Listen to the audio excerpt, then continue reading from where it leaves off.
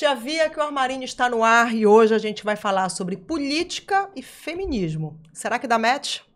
É isso aí. E aquele mantra de toda segunda.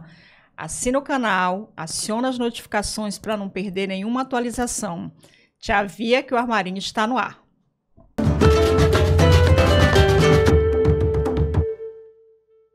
Então, a nossa convidada de hoje, ela é uma figura que tem muito a contribuir com esse tema, né? Porque ela trabalha a favor de cada vez mais mulheres na política. E agora a Rita vai ler aqui esse currículo dessa bonita que está aqui com a gente. A Natasha é advogada.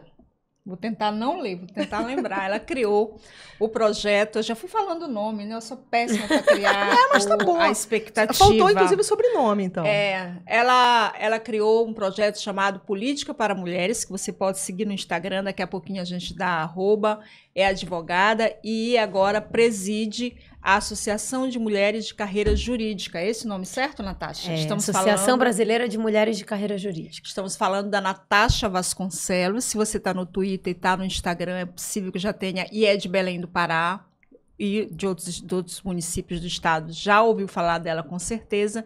E ela que vai bater um papo aqui com a gente sobre tudo isso. Política para mulheres e outras cocitas más. E haja papo, né? Boa. A gente tem tempo. Como é que tá a tua vida hoje?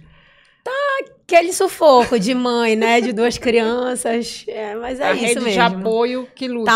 Tá lá. Tá lá. Tá segurando as pontas agora. Quem é a rede de apoio? É minha mãe, minha avó, que ainda é viva e ajuda muito, né, nisso, com meus filhos, nesse cuidado com meus filhos. Eu acho incrível, porque eu sou avó vozadíssima. Fui criada, né, por vó também. Minha mãe sempre trabalhou desde cedo. E meu irmão, que é o padrinho dos 2, então ele segurou lá as ondas hoje. Quantos anos tu tens? Posso perguntar? 36. Gente, ela tem carinha de 26, né? Ai, obrigada. Mas, ó, o conhecimento da Natasha, ela é danada, né? Natasha, então vamos lá. Como é que esse tema, política e a pauta feminina e feminista te atravessaram? Começou na universidade? Já eram temas que tu já eras apaixonada antes mesmo de cursar direito? Como é que isso chegou, assim, pra ti? Tá, vamos lá, né? Eu sempre fui uma pessoa muito envolvida com a política, porque a minha mãe, ela é minha mãe, minha tia, minha madrinha, elas são mulheres que são envolvidas, assim, né? São pessoas que são lideranças políticas, cada uma em um espectro político ideológico diferente, então eu costumo dizer que aquela polarização política, eu nasci forjada, né, nessa polarização política dentro de casa. A mamãe é do PSDB na época, minha tia do PT na época também, então eu sempre vivi nesse espaço. Então a política, ela sempre foi algo que atravessou muito a minha vida, a minha existência, mas a pauta de mulheres, o feminismo, chegou mesmo com a maternidade, né, quando eu estava ali tentando me aproximar da Universidade Federal do Pará para o mestrado, né? Então, estava ali na luta ainda. E grávida do meu primeiro filho, o Cauã, de 6 anos. E comecei a estudar, queria entrar no mestrado de ciência política. Sempre foi algo que eu queria muito estudar, apesar de estar ali como egressa do direito, né? E esses meus estudos da ciência política me levaram, de alguma forma, para esse mulheres na política, né? E aí, a UFPA, na verdade, ela é essa mãe mesmo, né? A gente não consegue ter acesso a muitas coisas da vida que não na universidade. Ela realmente abre esse portal, assim, pra gente. E aí eu me colocando como uma mulher branca, classe média, né? Não tenho uma experiência. A experiência social que eu tenho, ela é diversa de muitas das pautas que a UFPA forja ali na sua vida acadêmica, política e social. Então, quando eu virei mãe, quando eu me tornei mãe, né, comecei a estudar algumas coisas sobre o feminismo, porque eu falava assim, gente, então é isso, né, que é ser mulher. Essa luta do que é ser mulher na sociedade passa por essa questão da maternidade de uma forma muito violenta. E é muito louco, porque quando você nasce e é mulher, aquela expectativa de que, não, você vai ser mãe em algum momento, né? Você tem que ser mãe. Você tem que ser mãe em algum momento. E a sociedade, de uma forma, cria aquela expectativa em você para esse desenvolvimento da maternidade desde o início, né? Vai te dando bonequinhas, vai te dando panelinha, vai te instruindo toda dentro daquele papel tradicional. E quando você vira de fato, é como se a sociedade virasse de costas para você. E aí é quando vem, né? Não posso falar de maternidade, é um assunto que eu não queria que surgisse. Mas é inevitável. Mas é quando vem toda aquela coisa e você fala assim, é tão difícil assim mesmo? Como é que vai ser daqui pra frente? Porque é tudo muito romantizado, né? E você se sente culpa por... Eu não sou mãe, então não é meu lugar de fala, mas o que eu ouço das minhas amigas é que quando nasce uma mãe, nasce a culpa também, né? Porque as mães ficam muito culpadas de não estarem naquele paraíso, né? Não estarem padecendo no paraíso, elas estão padecendo no mundo real. E aí não tem culpa, paraíso, né? Não tem nada de paraíso. Não alivia para nenhuma mãe, né? E para algumas a maternidade é um exercício. Eu sou mãe hoje de um homem de 24, mas acompanho amigas com filhos de diversas idades, inclusive, né, alguns muito, muito pequenos, como os teus, né, 6, 7, 8 anos, que você tem que ter aquele acompanhamento muito mais próximo ainda.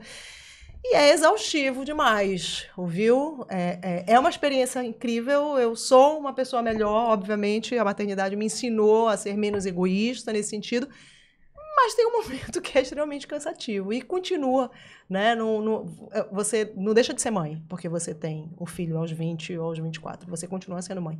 Então é muito louco. Mas eu acho essa tua emoção super genuína, eu preciso dizer, e ela é importante pra gente, porque ela, inclusive, dá um norte muito dessa conversa. Porque a gente tá pisando em um terreno que é isso, né? De emoções, de muita delicadeza, de muita luta, de muito choro.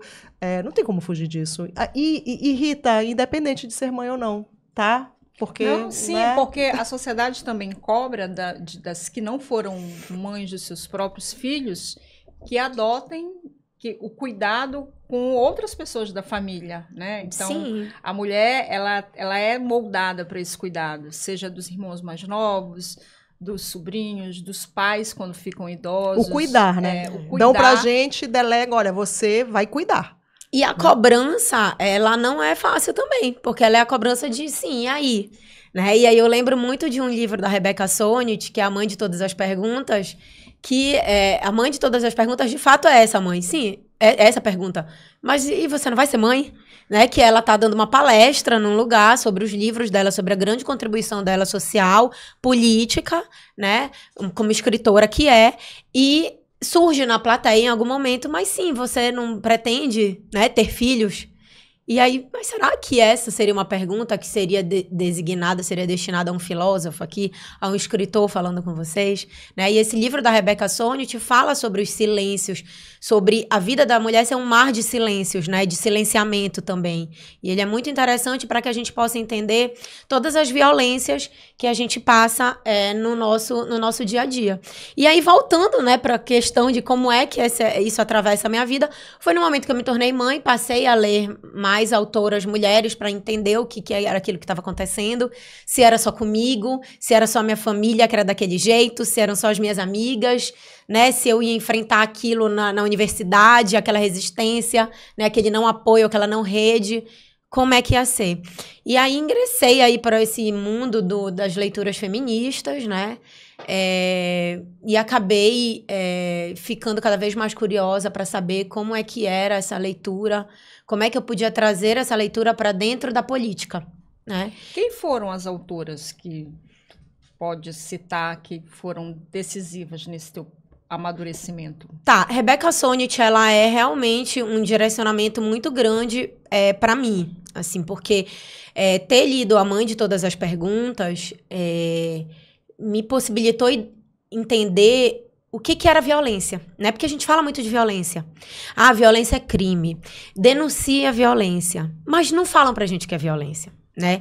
Então, a Rebecca Solnit me ajudou a entender o que era violência. E eu começo a ingressar, né, nessas leituras do feminismo por ela, pelo olhar dela, pelas narrativas dela, né? E aí, entra o fato de eu me identificar de alguma forma com a vivência dela por ser uma mulher branca, né? E quando eu começo a passar dessa teoria deixa eu ver como é na prática aqui, né? Deixa eu ver como é que é na escola. E aí eu falo assim, não, mas a gente não vive uma sociedade que é branca. E talvez as violências da Rebecca Solnit, elas sejam muito embranquecidas. E para eu falar com uma população que é da minha cidade, que é do meu estado, eu preciso de outras leituras, né? E aí quando entra a importância do feminismo negro nesse processo de letramento, né? Porque a gente não nasce com letramento racial, né? E o letramento racial também não está à nossa disposição na escola, assim como não está, como deveria, né? Como não está na universidade, como às vezes também não está na pós-graduação, né? Não está na graduação e não está na pós. Então, hoje eu vejo um movimento muito grande, né? Esse movimento antirracista, assim, mas já colocado na universidade por professores que são professores negros, né? Por exemplo, a professora Sandra Guimarães, que está lá no Direito e que já está trabalhando com esse letramento desde o início com seus alunos da graduação. E isso vai dar um diferencial na formação do direito deles gigantesca, não só do direito, mas de vida. A gente conversou há 2 semanas com o reitor, a política de cotas aí foi fundamental, né? Porque pessoas negras ingressaram, mais pessoas negras ingressaram, a gente tem mais professores negros, e aí eles trazem essa pauta, né? Isso a produção muda, né? A cientificidade que a gente conhece como tão importante para a academia é modificada por essa ocupação, né? E é importante a gente falar, né, o livro da professora Zélia Amador de Deus, Caminhos na Luta Antirracista, né? Que é um livro que trata um pouco desse processo de como foi. Ela é uma, né, das grandes protagonistas da política de cotas. E do movimento negro. E do movimento negro, com certeza. Feminista. Então, esse livro dela é muito importante para que a gente entenda como é que esse movimento ele acaba se solidificando no nosso estado. E aí, quais são as autoras, então, negras que tu começaste a ler para que tu pudesse ampliar mesmo essa tua visão? Eu não li esse da Rebecca, eu já li o outro, como os homens explicam tudo para mim. Os homens explicam tudo para mim, é maravilhoso, né? Porque ela também faz esse paralelo, né? Eu estava apresentando, falando, e a pessoa estava me dando uma aula sobre algo que fui eu que cunhei. Eu falei, gente, que sensacional também. Eu acho que é uma leitura muito bacana. Mas, dentre as autoras negras, faz algumas citações. Isso todo mundo deve te perguntar, mas eu acho que tá no contexto. Tranquilo. Assim, a minha grande identificação foi com Bell Hooks, assim, né? Além de que ela tem o nome da minha mãe, né? Glória é o nome da Bell Hooks. E assim, a minha conexão com a Bell Hooks vai da ideia dela fazer uma política do amor, né? Dela partir desse lugar da educação, de transgredir a educação, né? E isso daqui, para mim, me tocou muito. Então, a minha grande porta de entrada, assim, foi a Bell Hooks, né? Eu nem preciso falar, assim, da professora Zélia, que precisa ser uma referência nossa mesmo. Sueli Carneiro, Lélia Gonzalez, né? Então, a gente vai aí enveredando Angela Davis.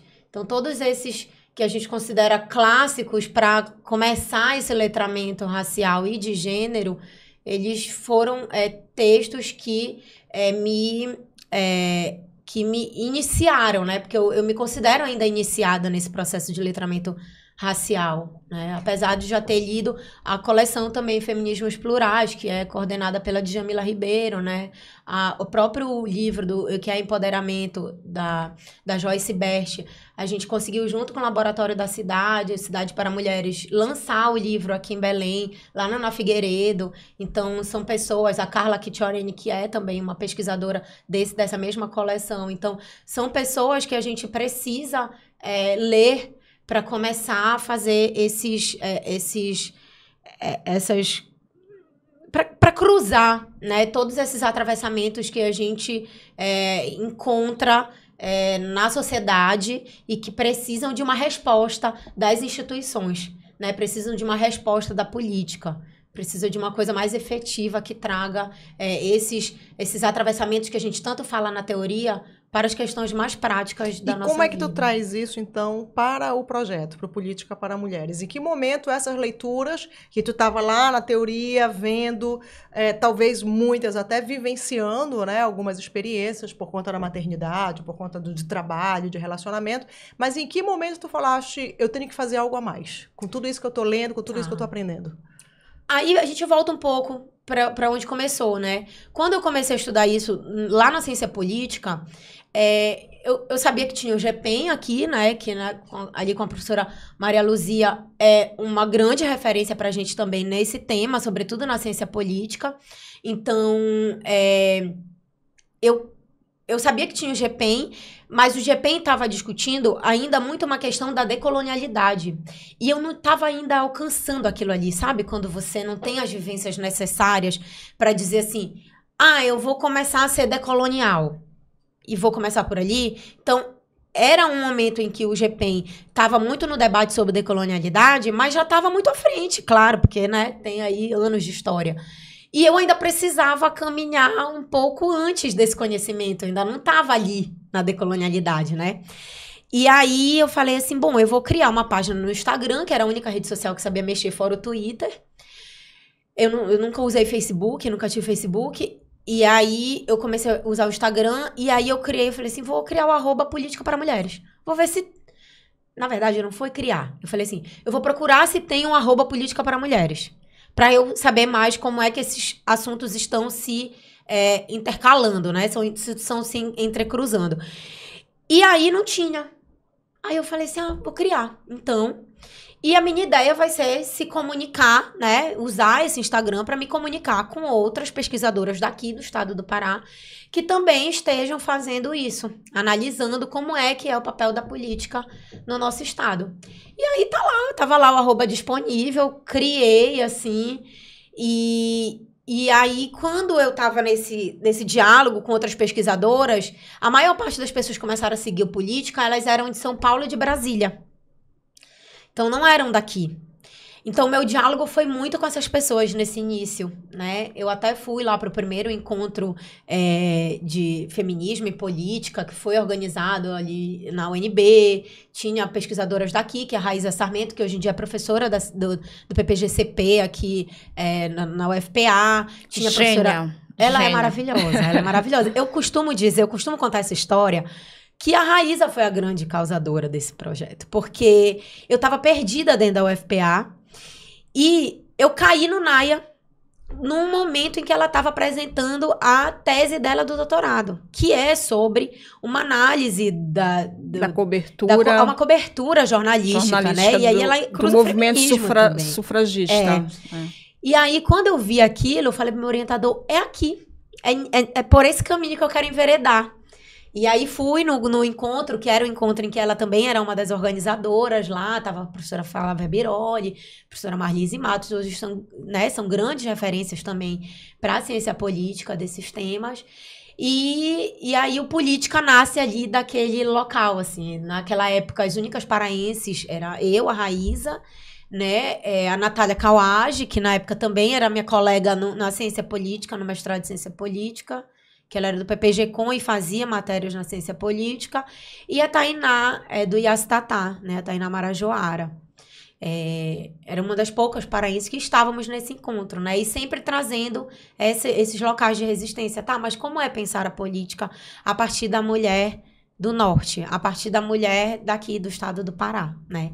E aí o Política, ele meio que nasce nessa vontade de me afirmar também, né? Enquanto mulher, enquanto querer fazer política. Mas ele nasce naquele formato, vou compartilhar as coisas ali nas redes sociais, né? Falando, querendo ou não, muito para essa bolha, para quem já tinha, de alguma forma, um interesse, e assim como tu estava buscando, né? E em que momento tu percebeste que tu tinhas que falar para outras mulheres, que não só aquelas que iam lá no perfil, mas oportunizar que outras mulheres pudessem conhecer um pouco mais sobre essas teorias e como traduzir muitas delas? O primeiro lugar que esse projeto sai, quando ele sai da rede social, é para a escola pública. Então, é o primeiro lugar que ele vai.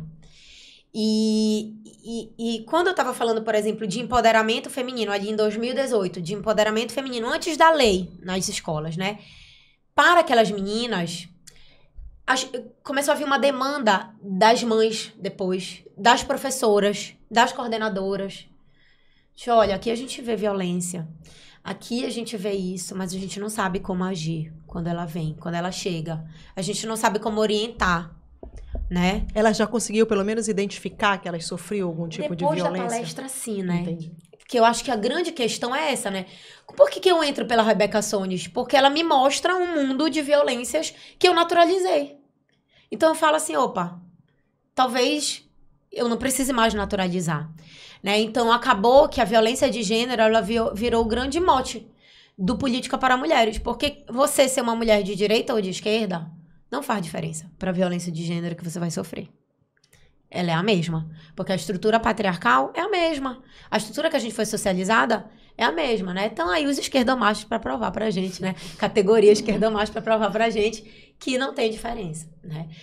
Então, ela sai desse ambiente da troca para conseguir dialogar com essas outras pessoas que estavam ali, né? E que era, na verdade, no fundo, o que eu sempre quis.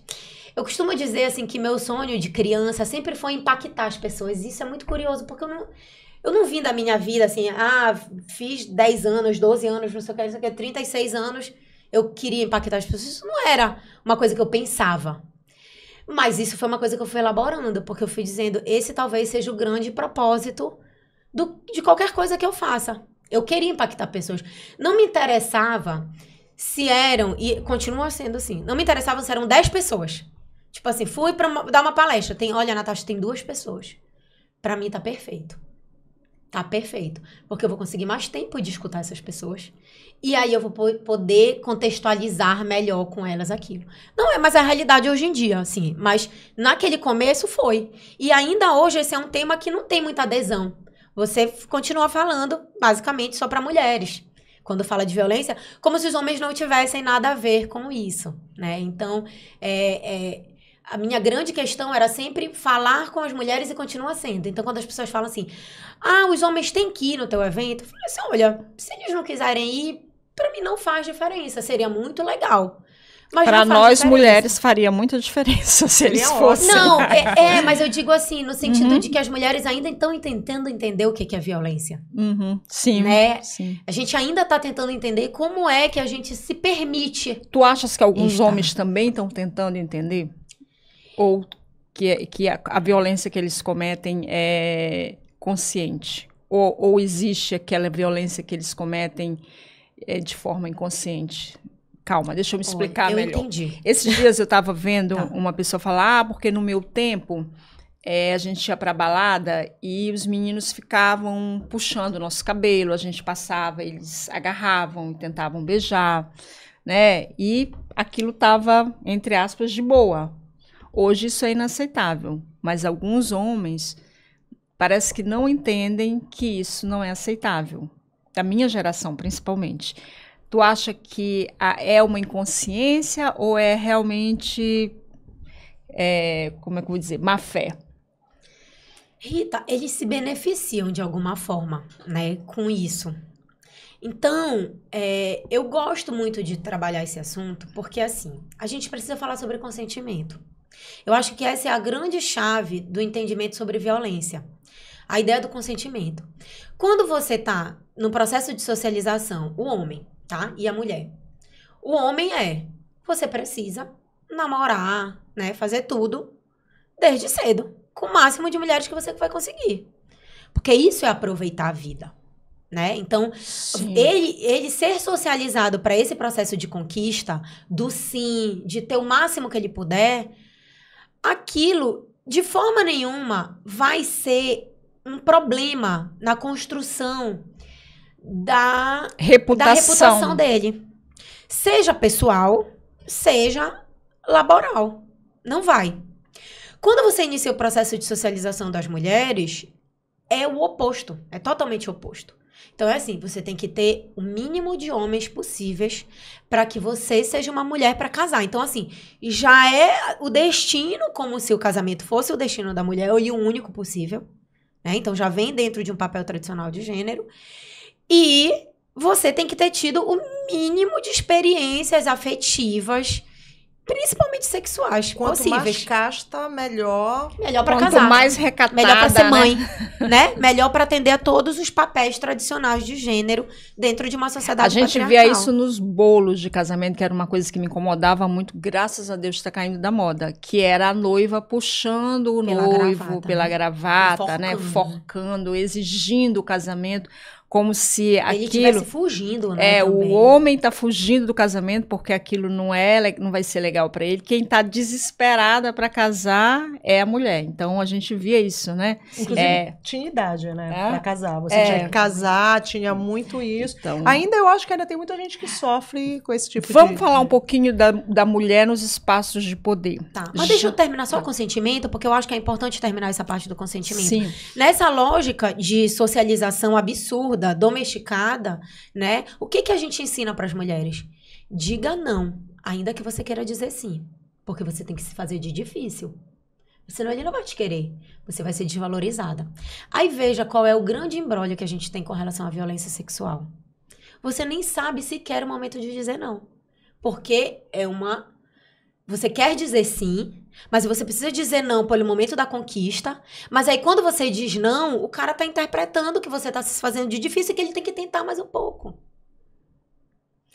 Então, eu vejo que hoje, o grande questão das pessoas que estão numa outra geração, que vieram desse processo de socialização, entenderem isso, é a questão do consentimento. Se a menina quiser ficar no meu primeiro encontro, se ela quiser beijar no primeiro encontro, se essa for uma vontade dela, não que ela não diga não, mas que talvez ela verbalize essa tentativa de, olha, vamos com um pouco de mais calma, né? Eu acho que para os jovens isso está mais descomplicado, né? De alguma forma, porque, por exemplo, se você sai com uma menina, né? Vamos colocar os grandes contextos das violências sexuais que a gente tem hoje em dia, mais conhecidas na mídia. São mulheres que saíram com aquelas pessoas, que queriam beijar de alguma forma aquelas pessoas, de que estavam ali aceitando uma bebida daquela pessoa, mas que quando chegou no limite, falou assim, não, daqui eu não quero. Ah, não, mas agora você não tem mais por que dizer não. Exatamente. A gente o não é mais permitido pra você. Agora eu vou fazer o que eu quero. Em um determinado momento. E não. Ele precisa ser aceitável no processo inteiro. Legal, saí contigo, bacana, um sim. Bebi, bacana, outro sim. A gente se beijou, a gente ficou, legal, outro sim. Não quero mais. Estou nua, mas neste momento eu não quero mais. Desmaiei. Beleza. Me bota aqui, me leva pra casa. E olha, Rita, que é o que a gente tá vendo agora o caso do jogador, né? Sim, dos era dois, isso que né? eu queria. Era dois, nesse tanto do Daniel quanto do Robinho, que os áudios foram liberados agora, né? E são assustadores, porque eles não interpretam que eles estão violentando aquela mulher desde o início. Né? Aqueles homens, eles acham que um pênis na boca não é violência, não é estupro. Ela estava desacordada e assim ele coloca isso no áudio. E viu os outros cometendo o ato sexual, a penetração, e ainda assim acha que está tudo bem com uma mulher desacordada. Quem é que quer ser a vítima de um estupro coletivo? Coletivo desacordada. Você vai, não, tô lá, me submeti. Não, gente, pelo amor de Deus, isso é uma visão totalmente equivocada. Então a gente tem que conversar muito sobre consentimento. O consentimento hoje em dia, para mim, ele é o grande nome, assim, dessa percepção de até onde eu posso ir, o que é violência, né? Porque ainda que quando essa mulher não tem a condição de dizer um não, esses homens, eles têm que começar a entender o que são essas violências também. Porque muito do nosso conteúdo, inclusive jornalístico e do direito, ele é produzido no sentido de dizer assim, olha, mulher, eu estou te dizendo tudo o que você não deve fazer para não ser estuprada. A gente não vê nenhum lugar falando assim mesmo, homens, não cometam isso, porque agora é crime certo. Tá certo dizer agora. É recente esse processo. No carnaval a gente tem muito isso, né? cuidados que as mulheres devem ter para evitar ser estupradas no carnaval. E a gente vê essas matérias como se fosse coisa nos jornais, Sim. coisa mais natural do mundo. E Rita, tem uma outra coisa. Quando a gente está falando de estupro, de violência sexual, é muito comum as pessoas imaginarem que ele vai acontecer numa rua soturna com um desconhecido. E essa não é a realidade. Então, se essa não é a realidade, a gente precisa conversar sobre violência. E o que é a violência? E como que ela começa? Como que ela se perpetua? Como é que eu vou me deixando levar naquela relação? Porque eu fui criada para silenciar os meus nãos. E é isso mesmo que a Rebecca Solnit fala, né? É um mar de silêncio. Né? Eu sou criada para dizer, às vezes, para não dizer o não. Né? Não posso dizer o não. Porque eu tenho que ser sempre agradável. Eu tenho que ser sempre aquela pessoa educada. Né, que foi criada para atender às expectativas, sobretudo, dos homens que estão ao meu redor. Do meu pai, do meu irmão, né, do meu marido, do meu namorado, do meu amigo, enfim. Antes da Rita, da gente entrar nessa parte de baixo falando sobre a representação feminina e tal, eu queria ainda só continuar nisso. Porque agora eu fiquei bem curiosa. Então, tu vais para as escolas conversar com adolescentes, né, prioritariamente adolescentes, eu imagino, esse público, e aí tem a professora, tem a coordenadora, tem a mãe dessa adolescente, e aí é como se uma cortina se abre e ela se vê, né, a vida inteira tendo que dizer sim, ou não tendo o seu não respeitado e silenciado. Como é que tu recebes isso? Primeiro, como elas recebem, né, quando tu vai e fala sobre tudo isso, e depois como é que tu processa tudo isso, né? Porque eu fico imaginando que ouviste relatos extremamente tocantes, eu imagino, né? De mulheres que, sei lá, aos 30, aos 40, aos 50, aos 60 anos, finalmente estão vendo que tudo que elas passaram na vida foi exatamente isso. E talvez, e aí eu não sei se é uma estratégia tua, mas talvez sem usar a palavra feminismo, porque ela assusta muita gente. Sim, essa é uma estratégia que eu tenho, né? Às vezes é até difícil desvencilhar uma coisa da outra, assim, porque as pessoas já me chamam, vai falar sobre feminismo. Sim, porque é a minha base teórica, né? As pessoas custam identificar que isso é um arcabouço teórico mesmo, né? Mas, por diversas vezes, o que eu digo pra todo mundo, eu posso ficar 5 horas falando sobre toda a teoria feminista sem usar a palavra feminismo. Tanto que, assim, é que eu nem usei, na verdade, né? Foram vocês, assim. Mas essa é uma estratégia que a gente precisa construir, porque tem um discurso, que é um discurso que me preocupa muito, que é aquele afastamento, né? As igrejas. Não sei o quê. Eu acho um discurso muito elitista, porque o que eu vejo hoje em dia é que as igrejas, seja ela evangélica, católica e tal, elas são um espaço de grande terapia da população em uma situação de maior vulnerabilidade. Não só terapia, como rede, né? Então, isso é o que a gente vê. A gente pode não querer acreditar, não gostar e tal, mas é um trabalho social que, de fato, ele é feito. A gente pode ter as nossas questões com relação a isso? Pode. Mas as mulheres estão ali. Eu não posso deixar de falar com elas, né? Então, quando você acessa essas pessoas que elas, não só, né, da questão da igreja, mas assim, quando você acessa as pessoas que foram doutrinadas a naturalizar as violências, para elas, assim, é um escárnio. Você fala assim, não, mas isso é meu papel de mãe. Mas... né, tá certo eu largar o meu emprego, eu largar a minha independência financeira para cuidar da minha casa. E aí eu cuidei da minha casa há 30 anos, o meu marido me deixou. E ele quer me deixar com uma pensão de menos do salário mínimo. E aí, o que essa mulher faz? Né? Ela já descobriu ela descortinou uma vida inteira de violência. Ali naquele momento, o que ela faz? Ela não tem muito o que fazer mais. Porque o mercado de trabalho não aceita mais ela. Se ela for, então, uma mulher, né, em situação de vulnerabilidade econômica e financeira, da periferia, uma mulher negra, quais as chances que essa mulher vai ter? Senão dentro daquela relação de que alguém traz um dinheiro para lá, para aquela casa. Né? Então, falar com essas mulheres, falar com esses adolescentes... Enfim, eu não estou falando só das escolas agora, estou falando de todo... Desde 2018, quando eu comecei a me colocar nesse local de escuta. Porque para mim, o Política para Mulheres, ele é esse local de escuta. Ele não é um lugar da fala. Ele é um local da escuta. Tu já fizeste a oficina de percepção. A gente aprende a ouvir na oficina de percepção. É sensacional. Né? Eu recomendo, inclusive. Pois é, porque é a grande compreensão pra gente. Porque falar, todas as teorias que me antecederam, elas estão falando do que é a mulher, do lugar onde a mulher vai, como é que ela tem que fazer isso e aquilo. Mas e escutar essa mulher para entender como é que ela se permitiu construir essa violência? Por quê? A Bell Hooks fala muito nisso, né? Essas mulheres, elas vão reproduzir, elas não têm outra saída que não reproduzir o patriarcado. Então, quando, em algum momento, a Bell Hooks trabalha lá no livro dela, que é a política é para todo mundo, né? Ela fala assim, por que a maior parte das mulheres, por que a maior parte da população são mulheres, grande parte são chefes de família e são mães solos, e a gente vive numa sociedade tão patriarcal, tão violenta contra as mulheres. E isso é uma chave pra gente ir também pra representação política. Por quê que essas mulheres estão lá e elas não estão nos representando do que a gente entende do que seja nos representar? Porque elas são essas peças totalmente forjadas dentro de um patriarcado.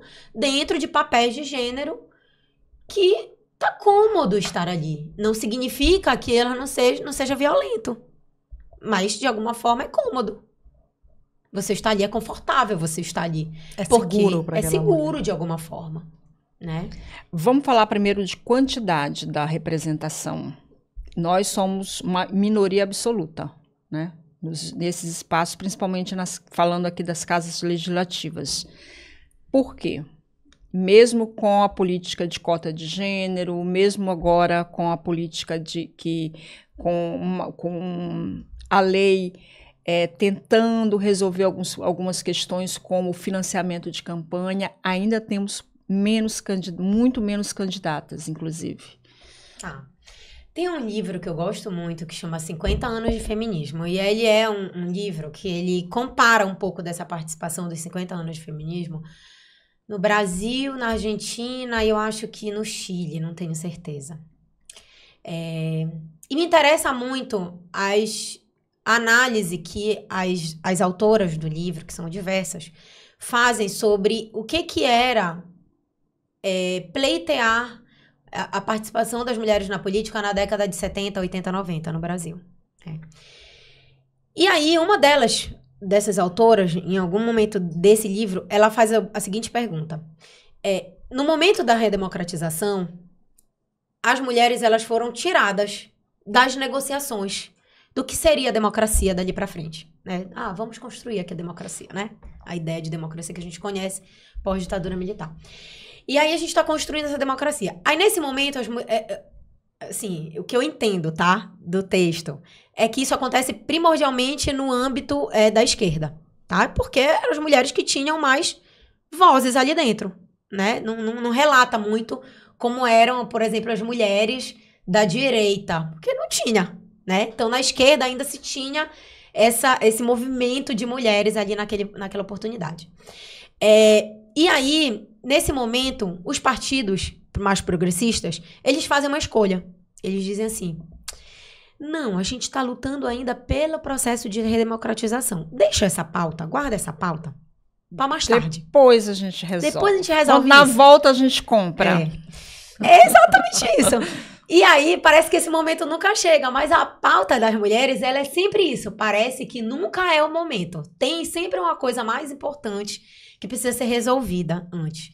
E aí, ela pergunta assim, como é que a gente vai estar, né? Em 2000, por exemplo, nos anos 2000, em 2020, se, né, nesse momento em que está se construindo as regras partidárias, processo, tá se desenhando a democracia no Brasil, a gente ficou excluída.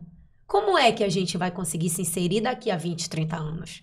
Se esse é o momento de inserção democrática.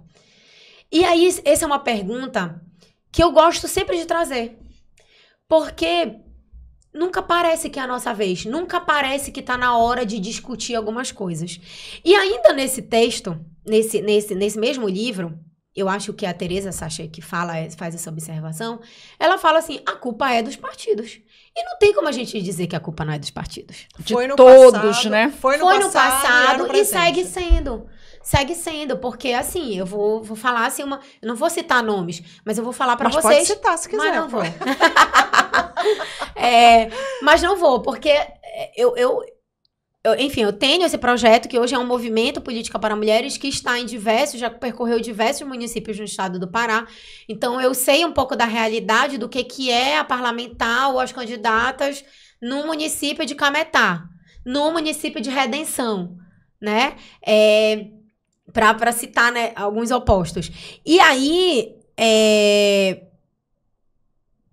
chega o momento de filiação, chega o momento de definir as candidaturas, os dirigentes dos partidos me ligam e falam assim, tu não tem uma mulher para me indicar? Para preencher a cota. Canso, assim, na 45 do segundo tempo. Tu não tens uma mulher para me indicar para cá? Aí tu diz, tu manda para onde? Não, claro, né? Mas aí é aquele negócio do partido realmente. Tua percepção, então, é que o partido não tem interesse nessa mulher até chegar aos 45. Só para preencher a cota. Então, assim, ele não trabalha essa base, ele não tem interesse. Essas mulheres, por sua vez, não conseguem se enxergar naquele lugar, e aí, independente também do partido, se mais à direita, se centro ou esquerda, elas não conseguem se identificar. O que afasta? É só o movimento do partido? Tipo assim, o partido vai levar 100% a culpa ou tem outros redemoinhos, outras forças que estão dizendo para essa mulher, não vai, fica aqui, né? Ou tu vais só mesmo para preencher uma cota? Não, tem muitos, né? Levando em consideração que a gente vive numa sociedade patriarcal, tudo é um fator obstáculo, tudo. Né? Tem o fator obstáculo de você ser uma mulher na política, que é um ambiente extremamente hostil e masculino, né? Então, por que a gente teve que ter aí a 14.192 em 2021, que é a lei de violência política, né? Porque as mulheres começaram a ingressar esse espaço em maior número. E o que aconteceu? Sofreram violência. Então, eu costumo dizer que a Lei 14.192, ela está para o âmbito da violência, como a Lei Maria da Penha está para o âmbito da vida doméstica e familiar. Né? É uma lei que precisa também de um rol, como o artigo 7º da Lei Maria da Penha, que diz ali quais são os tipos da violência. O que é a Lei Maria da Penha nesse sentido? E por que ela é importante para as mulheres na política, né? Porque ela fala assim, olha, numa relação doméstica e familiar, a violência física, que já estava ali no Código Penal, ela tem outras características. A violência patrimonial, ela tem outras características. A violência moral, ela tem outras características que não é exatamente aquela que a sociedade conhece, que vem ali do Código Penal. Então, eu sempre digo, a Lei Maria da Penha, ela não trouxe de imediato nenhum tipo penal. Né? Tanto que o primeiro foi descumprimento da medida protetiva. Os tipos de violência que estavam ali eram violências que já estavam previstas no Código Penal. Só que ela vem com uma perspectiva de gênero e diz assim, dentro da relação doméstica e familiar, a violência física se coloca da forma X, Y, Z. Ela abre esse leque. Ela abre esse mostra leque. As cartas. Para mim, o que falta para combater a violência contra as mulheres no âmbito da política é a Lei 14.192 trazer também esse rol. Por quê? Porque elas precisam entender que o processo de silenciamento é um tipo de violência. Elas precisam entender que você não colocar mulheres, não prever ali uma rotatividade no número de presidentes e vice-presidentes nas comissões ou na mesa diretora é um tipo de violência de invisibilidade, né? Então, tal qual esse rol do artigo 7º foi importante para a Lei Maria da Penha para identificar as violências, a 14.192, ela também teria que ter trazido isso. E eu acho que ela está se encaminhando para isso.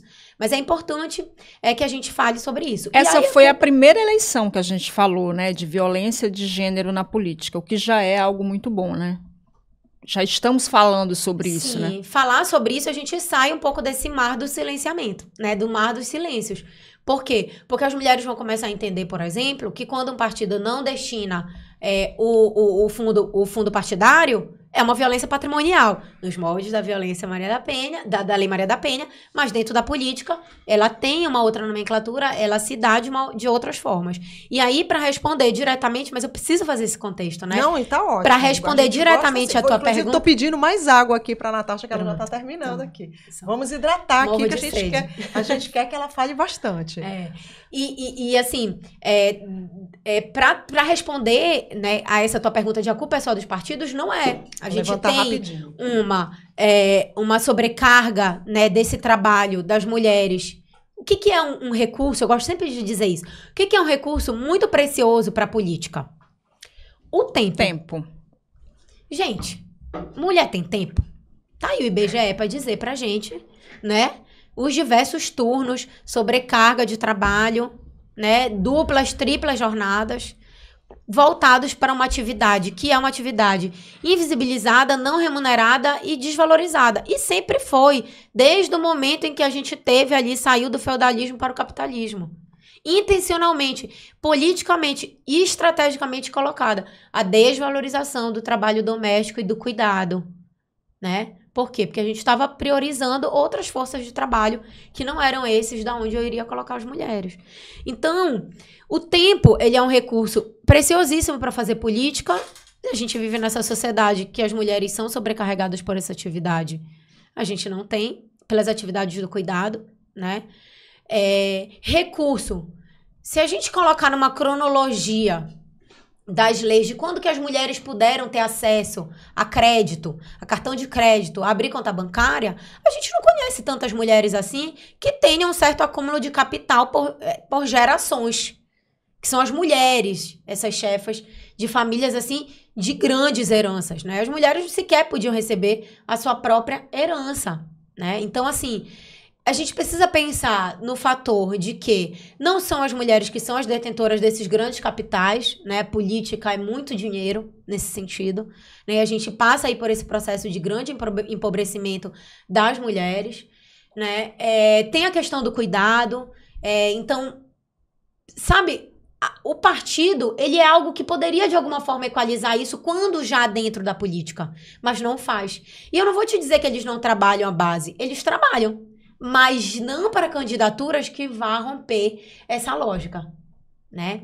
E aí, eu gosto de contar só para ser o apoio ali, né? Para ser cabo eleitoral, né? Que é a grande massa. Que é a grande massa. O poder de convencimento dela, né? A liderança, aquela mulher, né? Que ela é a representatividade, que pode ser... e aí agora lembro, né? Assim, porque conheci várias lideranças que eram incríveis e eram todas mulheres, assim. Então você tem a mãe de santo ou a pastora em determinada comunidade, que ela ali, ela exerce, né, de alguma forma, uma influência com aquelas pessoas, né? Não estou falando lá nos seus respectivos templos, mas na comunidade que elas estão inseridas mesmo. E são mulheres. Mas elas não se veem, elas têm todo aquele capital e aquele ativo político, mas elas não se veem candidatas. Elas transferem, né, para os seus candidatos ou, em alguns casos, para os seus maridos, para os seus filhos, pais, etc. Tu ias dar um exemplo. É porque parte, né, desse local de não reconhecer, né? Se você for falar, por exemplo, a gente trabalhando, né, nessa ideia de papéis de gênero.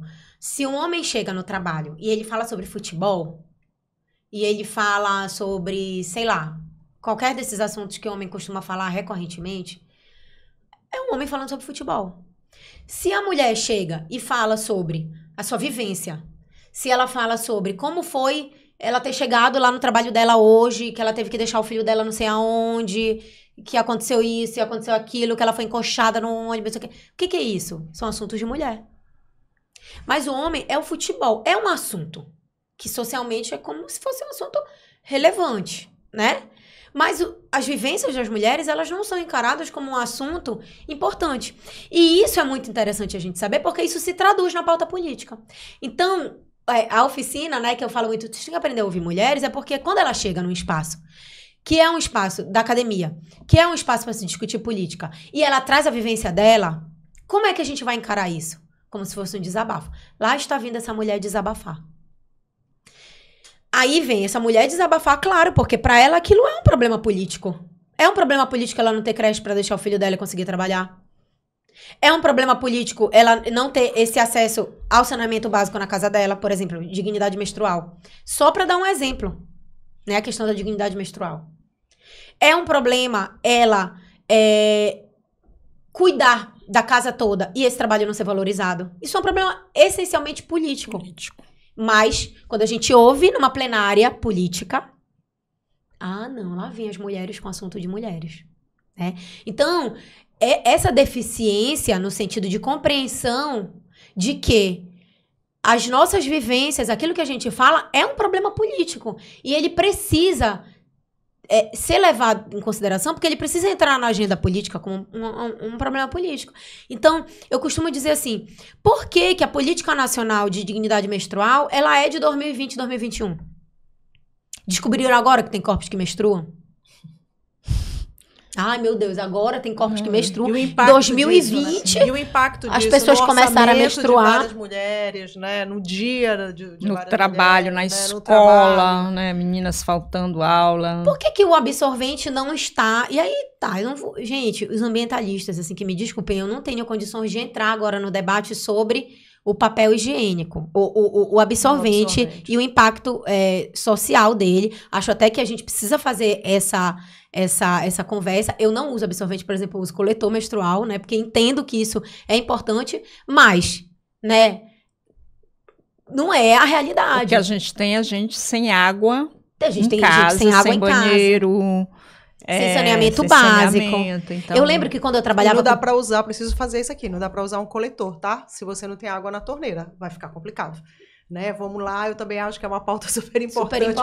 Vamos compartilhar isso, porque não dá para você fazer uma troca com coletor se você não tem uma torneirinha perto. O saneamento básico, né? O mínimo, né? Eu lembro quando eu trabalhava com a Política Nacional de Resíduos Sólidos, que aí as empresas pediam para que a gente fosse na comunidade fazer ações de conscientização de separar o lixo, de separar o resíduo sólido. Falei, gente, o poder público não passa aqui para recolher nenhum tipo de lixo. Eu vou ficar falando pra esse povo separar o resíduo, não tem nem água na torneira deles.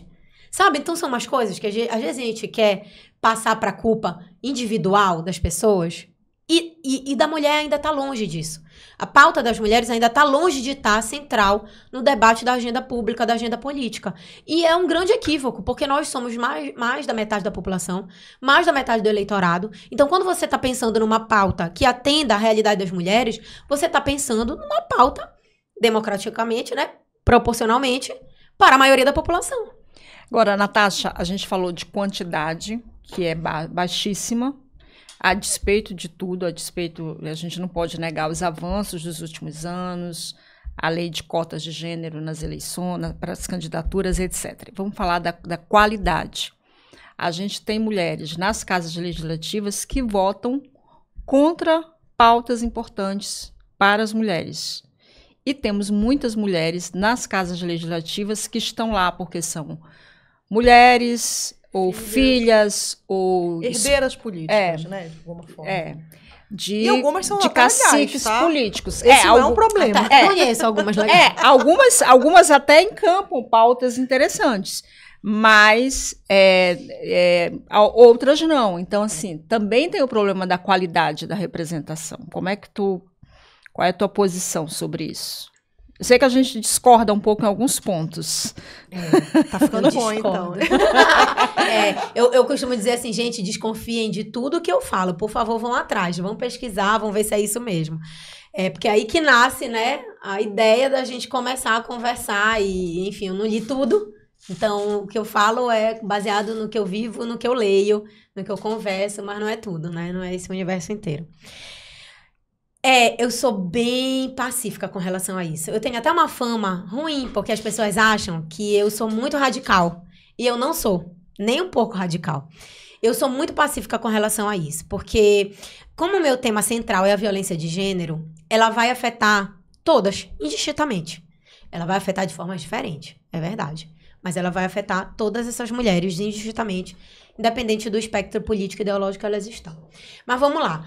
Herança política e tal. Gente, é muito difícil para uma mulher estar na política. Para ela conseguir dinheiro, para ela conseguir visibilidade, para ela conseguir a chance de ser uma candidatura viável para o seu partido, né?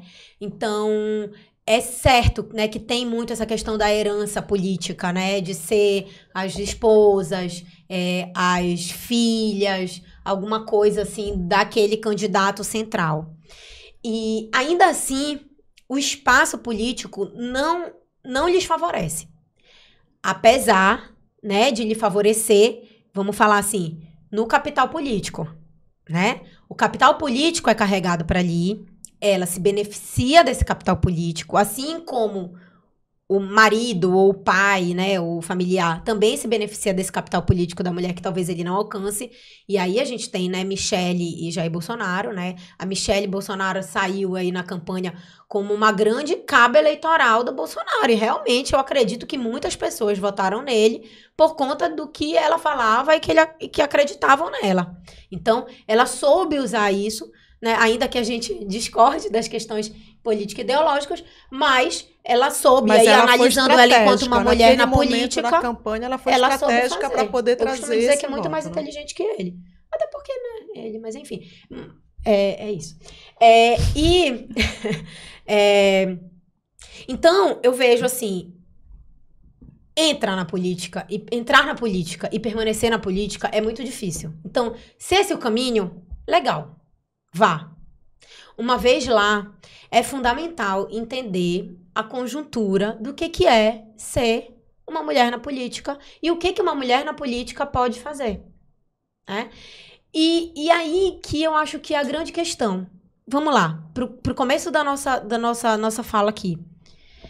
Se eu sou uma mulher e eu não entendia as violências que eu sofria, eu sou essa mulher que naturaliza diversas violências. Aí eu vou lá pro parlamento, viro uma parlamentar. Eu não entendo o que é esses grandes obstáculos que as mulheres estão dizendo que tem e que precisa de uma política pública. Porque eu não enfrentei nada. Tô aqui de boa. Eu tenho saneamento, água. Precisei na minha casa. Ficar implorando por uma vaga na creche pro meu filho para ele trabalhar? Não.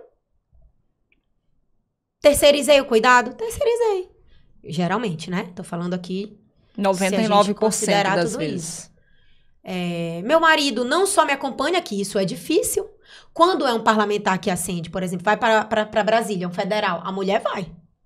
E quando é a mulher, o homem vai? Ela ainda tá nesse contexto de estar dentro do casamento? Não sei.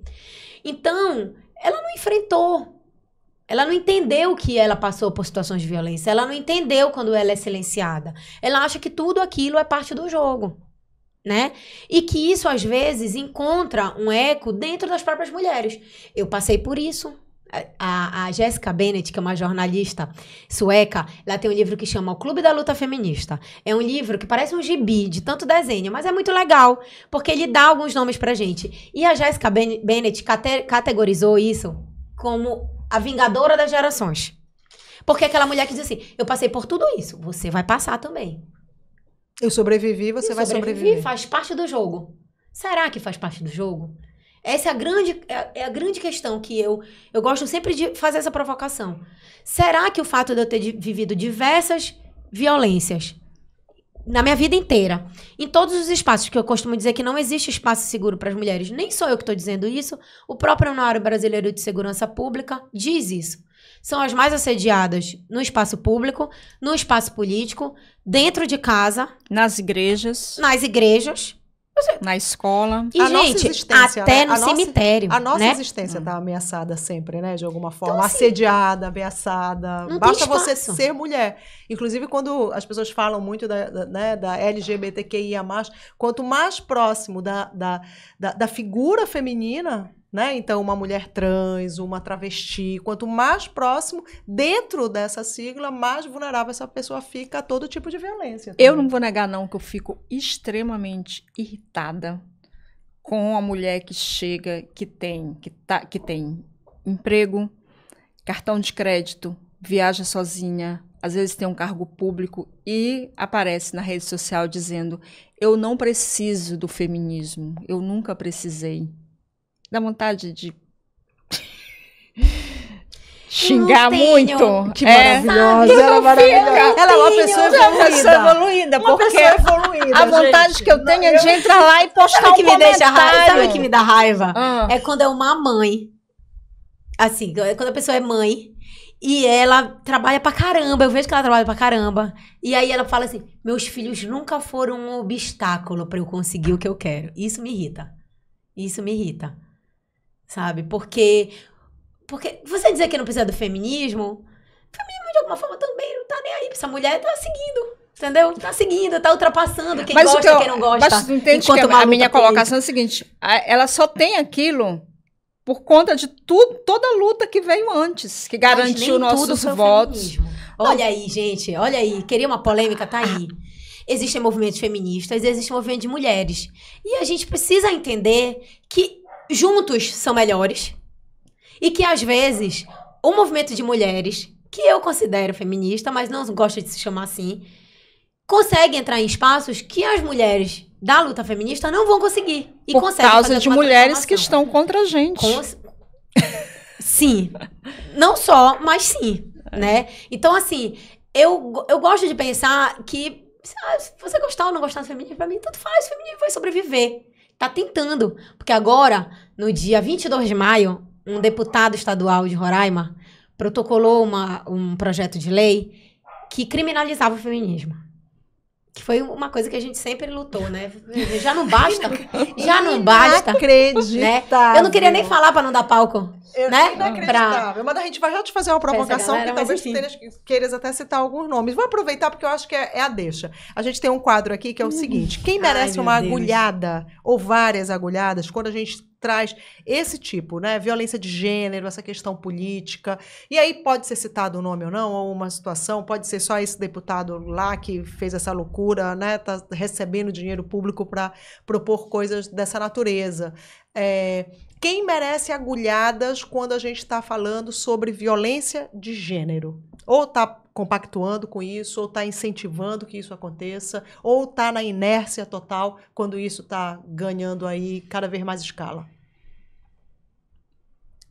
Tá pensando, então a gente vai dar esse tempo para... Não. Já tem resposta, já tem resposta. Não, é assim, eu não vou falar um nome, mas eu quero falar uma classe, sabe? E aí vai ser horrível, né? Porque, enfim... Mas, assim, eu acho que a mídia, de uma forma geral, e aí o jornalismo tradicional mesmo... Aí doeu. Pois é. Eu não queria. Não, mas tudo bem. Mas só não vestir a carapuça. Não vestir a carapuça. A gente merece.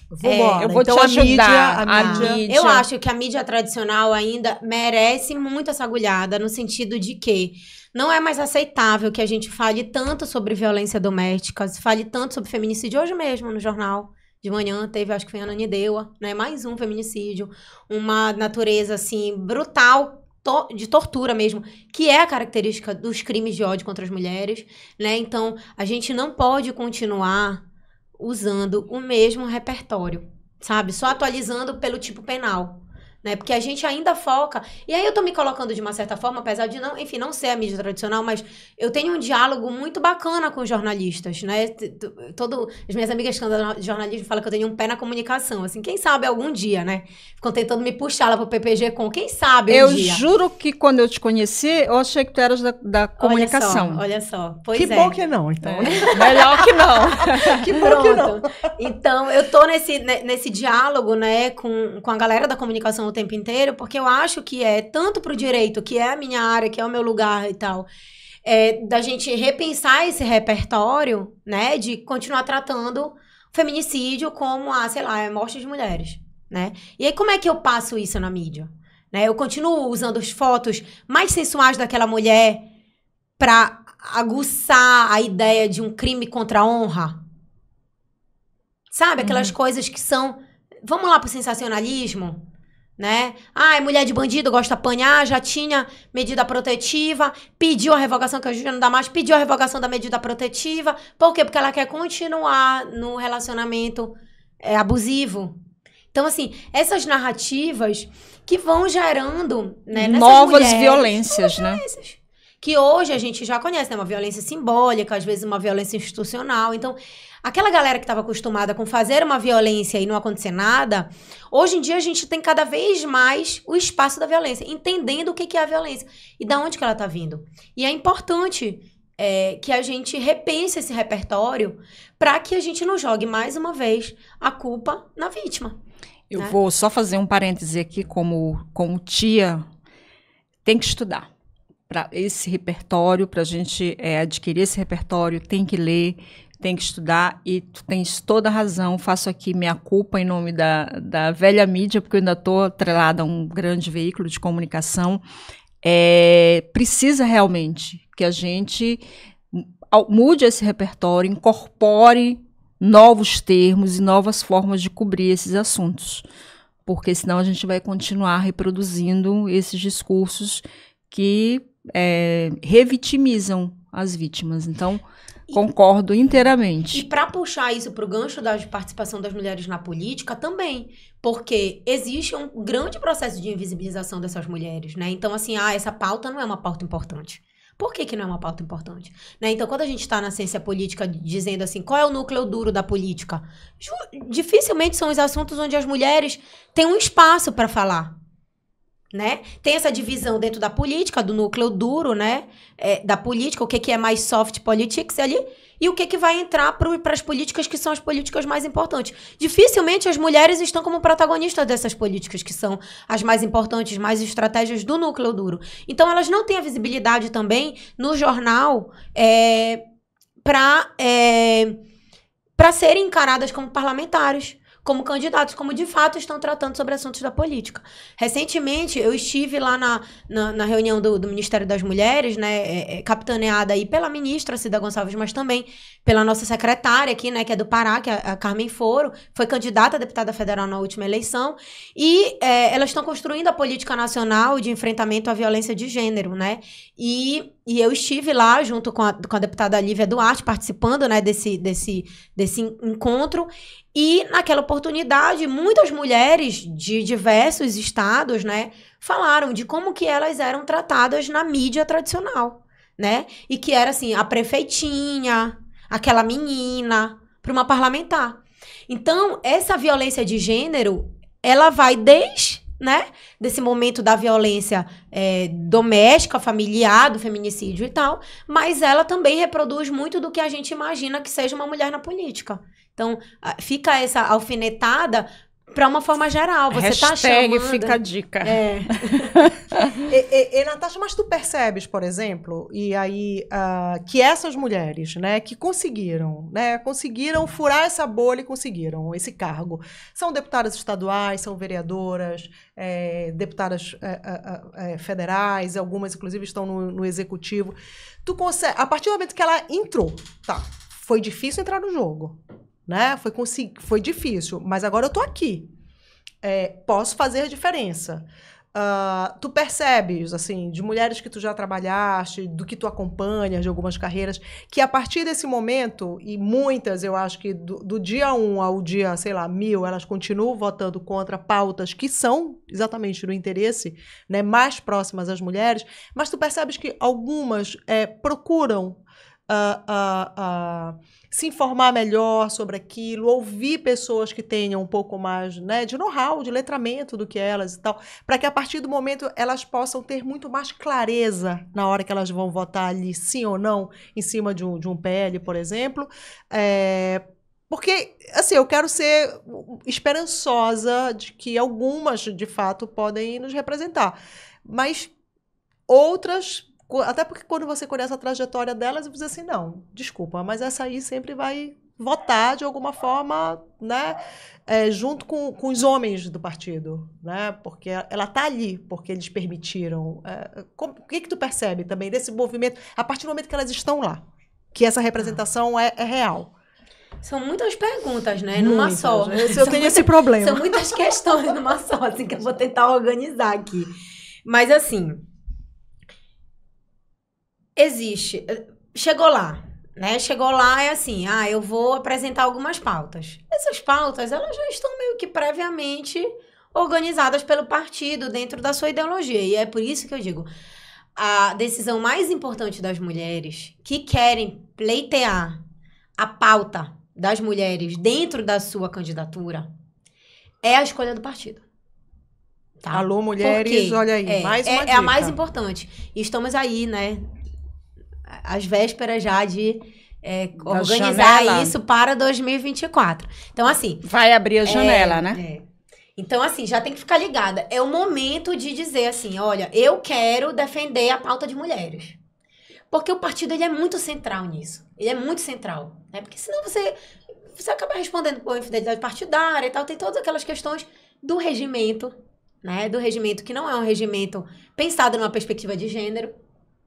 Essa é uma, inclusive, das propostas que a deputada Lívia Duarte apresentou na construção da Política Nacional de Enfrentamento à Violência de Gênero, na política.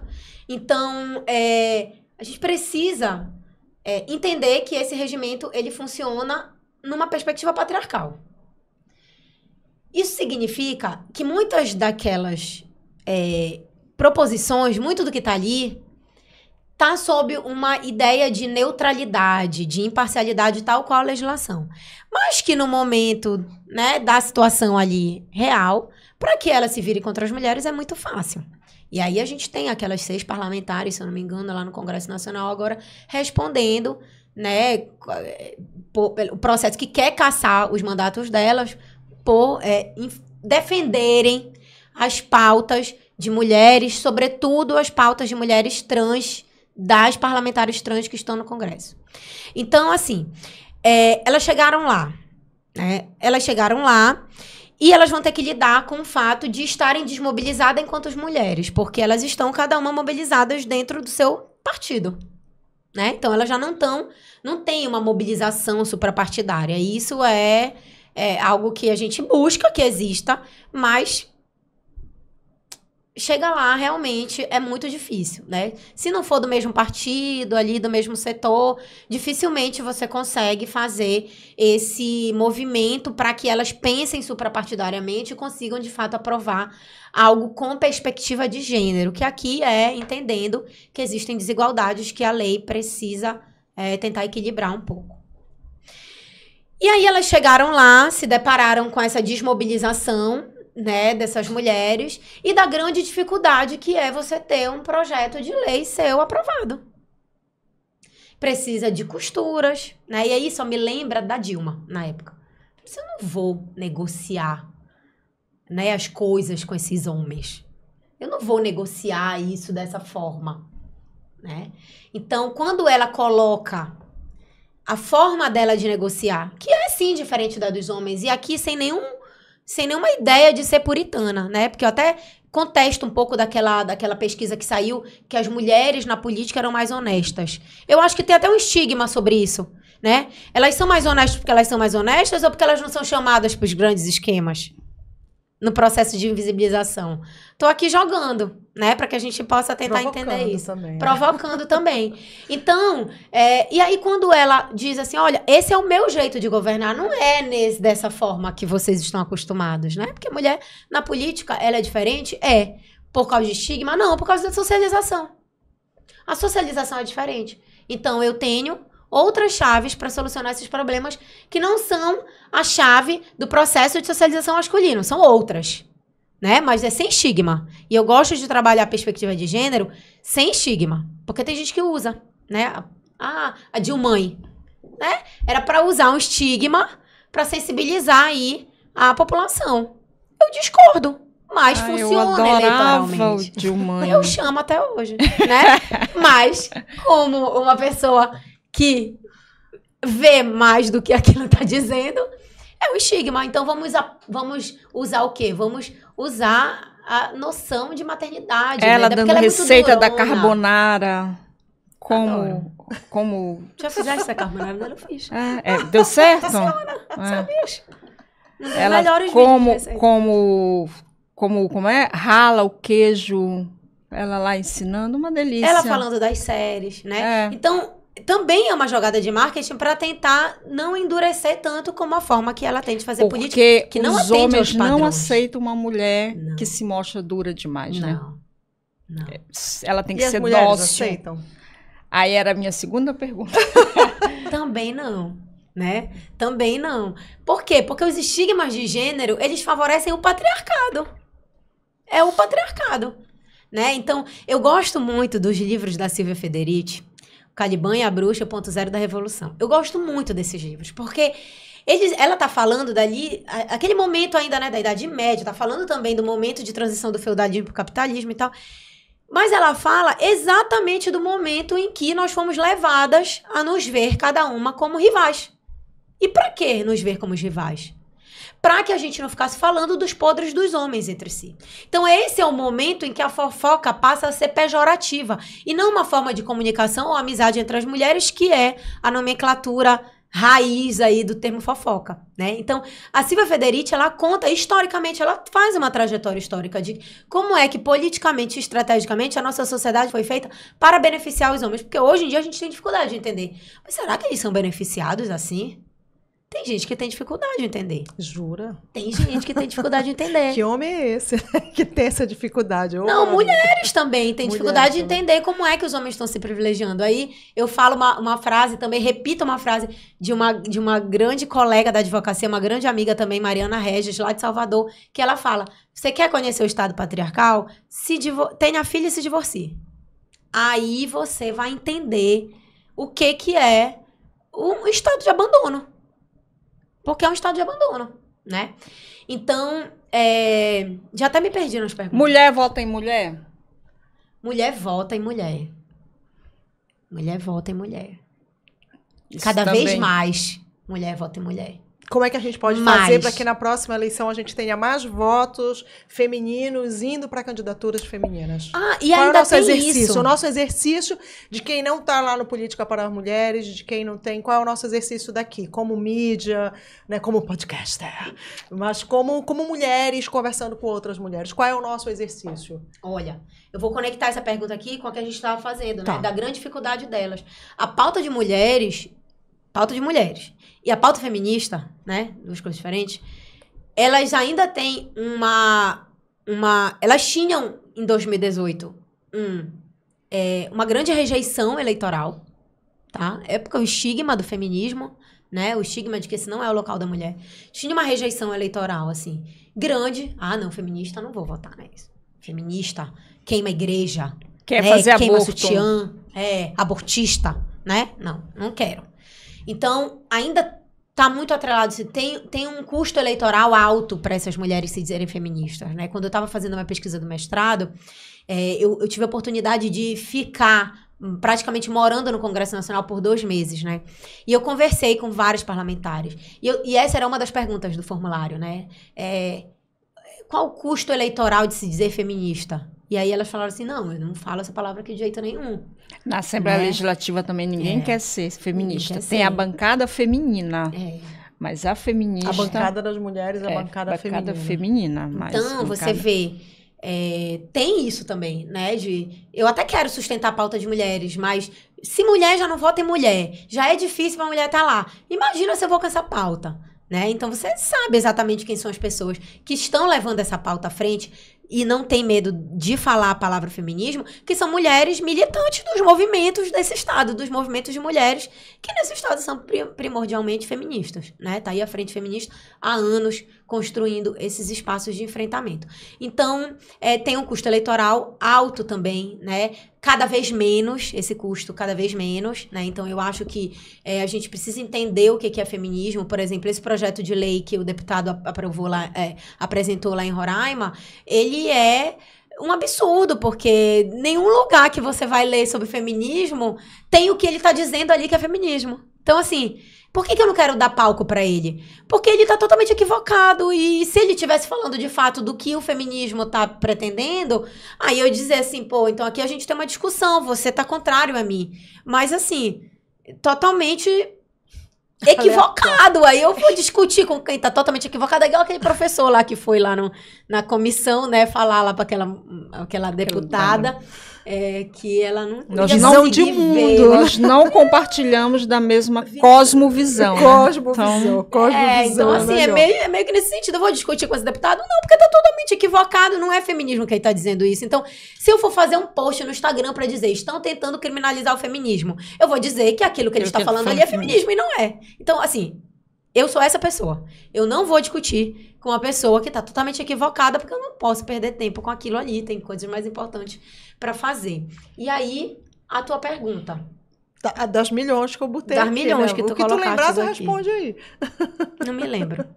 Sobre Então- a questão a mulher adentrou no espaço de poder, numa casa essa foi legislativa. antes, né? Aí ela tem uma tendência, lá dentro, tu achas que ela muda? Que aos poucos ela vai se letrando, digamos assim, para a pauta? Existe uma sensibilização? Uma sensibilização. Eu acho que existe. Não vou dizer acho, porque nada daqui é o que eu acho, tá? O que eu acho muitas coisas que eu jamais diria nesse microfone. Mas o que eu vejo é que sim, pela violência. Entendeu? Então é assim, nossa, é isso que vocês sofrem? Eu acho que né? esse despertar acontece em algum momento. Esse despertar, ele acontece. Nem que seja no né? 5º mandato dela, esse despertar pode acontecer. Olha, um exemplo. Pode ou não? Vocês eram muito jovenzinhas, Obrigada. mas na Constituinte, as mulheres conseguiram uma união suprapartidária e conseguiram algumas pautas importantes, a despeito daquele problema, né? Na volta a gente compra, né? De incluir as mulheres. Mas tinha lá a bancada do batom, que brigava pela licença maternidade, por exemplo. Licença maternidade é uma coisa que não é tão... Que era um estigma, mas elas, né, falaram assim, não, se vai ser o batom, e se é isso que vai dar pra gente um pouco de voz, vamos se garantir para ter esse... licença maternidade, vão dizer que a gente é a bancada do batom, tá bom, beleza. Também não era uma pauta feminista, era uma pauta das mulheres, era uma pauta feminina. Né? Então, em alguns momentos, a gente aí se junta, questões de violência. Algumas pautas são mais palatáveis, né? Violência contra a mulher. A gente começa a ter essa cisão maior quando a gente trata, por exemplo, de aborto. Direitos sexuais e reprodutivos. Que é uma pauta que envolve muita moral, bons costumes, entre aspas, e aí já é mais complicado, né? Tem até uma curiosidade do lobby do batom que eu gosto sempre de falar, que é o seguinte: o lobby do batom, ele foi usado pela mídia tradicional para desqualificar esse movimento das mulheres ali no processo de democratização. Só que a mídia falava tanto lobby do batom, lobby do batom, lobby do batom, que elas falaram assim, olha, pelo menos eles estão falando na gente, lobby do batom. E aí ficou lobby do batom, né? Então, assim, é um estigma que foi usado estrategicamente para que elas continuassem defendendo aquelas pautas que elas achavam que eram importantes, né? Mas, assim, é exatamente isso que tu falaste agora, né, Rita? Não mudou muito, né? Os direitos sexuais e reprodutivos, eles ainda são um divisor de água. E aí, esquerda e direita. Esquerda né? e direita. Quando você vê, por exemplo, os últimos debates presidenciais, né, que, falar sobre mulher, não tinham nem repertório para entrar no assunto, o que seria mulheres numa agenda política. E ninguém quer também tocar muito, porque isso é um campo minado, eu posso perder voto da igreja, de não sei quem, então não quero mexer muito nisso. Tu achas que, pelo histórico, né, dos últimos 6 presidentes do Brasil, tu achas que a gente vai ter uma outra presidenta em breve, que a gente pode ter uma outra mulher ocupando o cargo máximo? E aí eu posso até trazer para o Pará, pensar que a gente nunca teve eleita, né, não assumindo na vacância, ou enfim, nas férias, ou numa saída do próprio governador. A gente pode ter uma governadora no estado do Pará e uma presidente. A gente consegue vislumbrar isso, uma mulher alcançando um posto tão importante no executivo? Eu acho que sim, tá? E eu entendo isso. Como a Adelaide falou, parece que a gente não teve mulher eleita. Teve a Ana Júlia. Teve a Ana Júlia. É verdade, boa, desculpa. Não, mas eu entendi que foi. Tá. Porque eu coloquei, de fato, como se não tivesse acontecido. O que tu tá falando de ter ao mesmo tempo, né? Isso, uma presidenta e uma governadora. Ao mesmo tempo já é demais a minha bola de cristal. Eu nem coloquei como ao mesmo tempo, então deixa eu fazer porque a pergunta... Mas eu digo assim, que a gente possa ter, num futuro... Aí vamos fazer um recorte de 10 anos, tá? Tanto para presidente do Brasil quanto para governador. A gente já teve a experiência da Ana Júlia, a gente teve a experiência da Dilma, 2 mulheres que sofriam muitos ataques misóginos pela figura que elas tinham, por serem mulheres. Né? A competência ali era colocada em segundo plano e elas eram atacadas por serem mulheres ocupando aqueles cargos. Mas tu imagina que do que tu percebes hoje, o que a gente vê hoje nesse jogo político, que a gente poderia ter 2 mulheres nesses postos chaves na próxima década? Tá, eu vejo. Tá? Mas eu vejo, assim, porque eu sempre acho que é importante que essas mulheres estejam lá, independentemente de a que projeto político elas estão servindo. Eu acho que é importante, né? Se ver, tá lá e viver a experiência da gente, né? Enquanto pessoas que fazem análise disso, de falar assim, mudou, não mudou, o que vai mudar, isso aqui. Então, eu acho que é importante estar lá, independentemente... Na pior das hipóteses, a gente vai experimentar, né? Que é a política, né? A democracia, a ideia da democracia é isso. Experimentei, né? Não gostei. Vou testar outra coisa. A gente não pode estar 400 anos testando só homem, entendeu? Essa é a questão. A gente não pode estar, não sei quantos anos, testando só uma forma de experienciar a sociedade. Isso daí já tá absolutamente limitado, assim, não dá, é o total fracasso mesmo desse sistema democrático. Tem 2 livros que eu gosto muito, para que a gente possa entender o que representou o golpe da Dilma, né? Que é o golpe na perspectiva de gênero e mídia e misoginia, eu acho. Golpe, mídia e misoginia. São 2 livros que estão fácil acesso em PDF no Google, se jogar aí. E são livros importantes para a gente entender como que cada um de nós tem um papel dentro dos estigmas que a gente joga sobre as nossas governantes, né? Porque, eu coloquei essa mulher ali.